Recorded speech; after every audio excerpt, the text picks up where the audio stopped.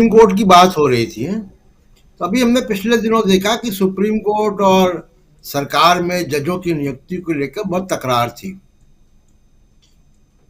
अब ये हुआ है कि 9 जजेस अपॉइंट हो गए हैं दो दो खेप में। यानी सुप्रीम कोर्ट की जो मौजूदा वैकेंसी जजेस की है वो पूरी हो गई है। तो अभी फिलहाल चीफ जस्टिस ऑफ इंडिया और सरकार की कोई गोट फंसी हुई नहीं है सरकार के पास। आगे अब इसके जो भी मतलब निकाले जाए। दूसरी बात यह है कि सेबी और अडानी मामले पर जांच भी हो रही है। देखिए राजीव जी, सेबी को लेकर सेबी के स्टेक होल्डर्स कौन है, सेबी को किसकी निगरानी करनी है? वहां पे इंटरनेशनल फंड्स हैं, ग्लोबल इन्वेस्टर्स हैं। सेबी पर आंख जो है वो तमाम सारे क्रेडिट रेटिंग एजेंसीज की है, चाहे वो मॉर्गन स्टैनली हो, इंटरनेशनल बैंक्स की है, चाहे वो मूडी हो। तो ये ग्लोबलाइज इकोनॉमी का हिस्सा है।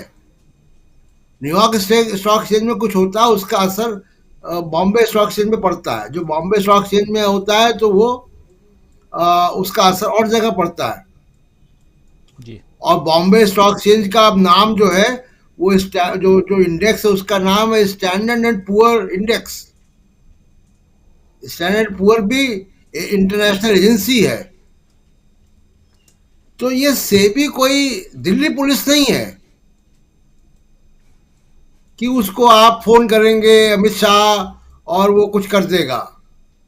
सेबी जितना भी अडानी साहब चक्कर वहां लगा लें, सेबी को मजबूरन वो करना पड़ेगी जांच। बहुत लंबा उसको टाल नहीं सकते वो, और उसको वो टालेंगे तो दूसरी इंटरनेशनल एजेंसी जांच कर रही हैं, चाहे वो मॉरिशस हो, चाहे वो यूके की फाइनेंशियल अकाउंटेबिलिटी हो। तमाम एजेंसियां दुनिया भर की जांच कर रही हैं, उनकी जांच सामने आने लग जाएगी, वहां से फंड। और अगर प्रोफेसर अखिल स्वामी बता सकते हैं कि भारत के स्टॉक मार्केट में, भारत की कंपनियों में, भले ही वो मॉरिशस रूट से लगा हुआ हो, कितना विदेशी पैसा लगा हुआ है, कितने हेज फंड्स लगे हुए हैं। तो इसलिए मैं कह रहा हूं कि सेबी कोई दिल्ली पुलिस के एसएचओ नहीं है कि अमित शाह फोन करेंगे वो जो है वो कुछ भी कर देगा। दूसरी बात, जो प्रोफेसर साहब कह रहे थे, रविकांत जी, कि जो ये सबाल्टन सोसाइटीज हैं इनका रिएक्शन क्या होगा? इनका रिएक्शन ऑलरेडी दिखने लग गया है। बहुत जो ट्रेडिशनल, बहुत ज़्यादा जो मीडिया को कंज्यूम करते हैं, व्हाट्सएप को कंज्यूम करते हैं, ऐसे बहुत से पत्रकार भी हैं, जिसका अभी आर्टिकल की चर्चा मैं कर रहा था पहले। अब बहुत सारे जो उसका प्रभावित जो है वो होकर लिखते हैं। अब आप देखिए, अगर आप उत्तर प्रदेश के 2022 के चुनाव की समीक्षा करें, बीजेपी सत्ता में दोबारा आ गई, कह सकते हैं कि साहब मैंडेट है, वापिस आ गए। नोटबंदी के बाद भी आ गए थे पिछली बार, और इस बार कोरोना के मिसमैनेजमेंट के बाद भी आ गए। लेकिन इस बार 50 सीटें कम हुई हैं राजीव जी, और वो 50 सीटें उन जगह पे कम हुई हैं जो उत्तर प्रदेश के सबसे गरीब जिले हैं।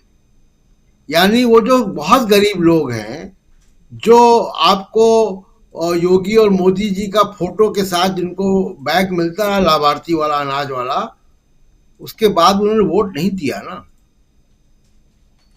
तो ऐसा नहीं है कि हम लोग आमतौर पे जो पत्रकार हैं या बहुत सारे विश्लेषक हैं, वो जो गरीब जनता है, जो आय की सीमा में नीचे रह रहे हैं, गरीबी की सीमा रेखा से, या जिनके पास प्रॉपर रोजगार नहीं है, उनको इतनी हिकारत की निगाह से देखते हैं कि साहब इनका तो कोई अब सम्मान है ही नहीं, ये तो फ्री का अनाज लेंगे, वोट दे आएंगे, इनकी कोई ये बेगैरत लोग हैं।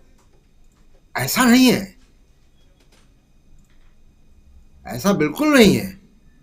और आप चुनाव होंगे तो जैसा प्रोफेसर अखिल स्वामी कह रहे हैं, मुझे भी यही दिख रहा है कि लगातार लोकप्रियता कम हो रही है। सर्वे आते रहेंगे, गोदी मीडिया होता रहेगा, आप अखबारों में देख रहे हैं कि फ्रंट पेज पे तस्वीरें हैं, 3-3 हज़ार करोड़ रुपए खर्च हो रहे हैं मीडिया पर, और कोई देश का अखबार नहीं बचा आपके अलावा जिसमें कि फ्रंट पेज पे तस्वीरें ना हो मोदी जी की। तो ये सब चल रहा है, लेकिन बावजूद उसके ये पीठ छुड़ाना मुश्किल होगा और इसका नुकसान होगा उनको। अब राफेल के मामले में भी, जैसे मैंने पहले बताया कि राफेल का मामला उठ रहा था और राफेल का भी असर था समाज में। असर नहीं होता तो वो सर्वे वैसे नहीं आते। तो अभी आप देखिए कि होता क्या क्या मंडे के बाद से, क्योंकि स्टॉक मार्केट के अलावा अब असर जो पड़ेगा वो वित्तीय संस्थानों पे और अडानी की कंपनीज पे असर पड़ना शुरू होगा। जब वो असर पड़ना शुरू होगा तब ये ब्लो अप होगी समस्या। जी जी, जी, बिल्कुल। अगला सप्ताह बहुत महत्वपूर्ण, बहुत इम्पोर्टेंट रहने वाला है और सबकी निगाहें सबसे पहले सुबह-सुबह